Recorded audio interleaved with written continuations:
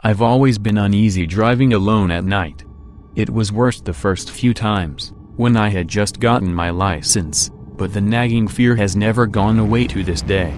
It's disorienting to look into the mirrors and see nothing, and I mean nothing but the consuming blackness of the night. It makes me hesitant to check the mirrors should I see this dark void, or worse, someone sitting in my back seat staring at me. In the summer of 2013, I found myself driving home alone on Highway 902 from a party.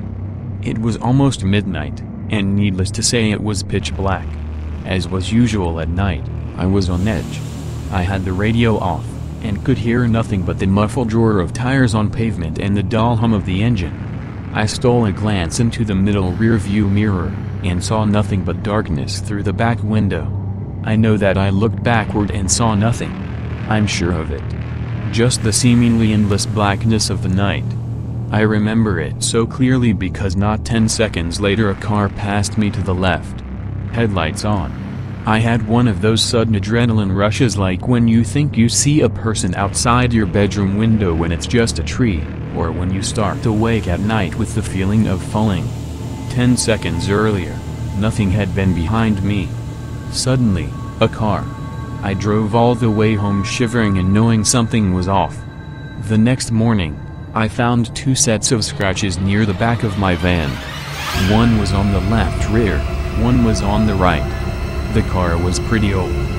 They could have been there for months, but that was the first time that I distinctly remembered seeing them.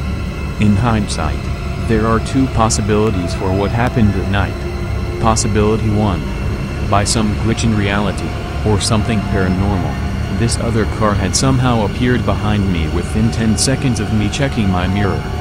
Like some weird ghost trap or something. However, the second option is what makes my blood run cold whenever I consider it. It didn't even occur to me until months after the fact, but it makes me dread driving alone at night even more. Possibility 2. The car was normal. It had approached me from the rear and passed me to my left. However, something large, and wide, and as black as the night had been clinging to the rear of my car, obscuring my view through the window and leaving deep scratches on the sides. And I had inadvertently driven it home with me.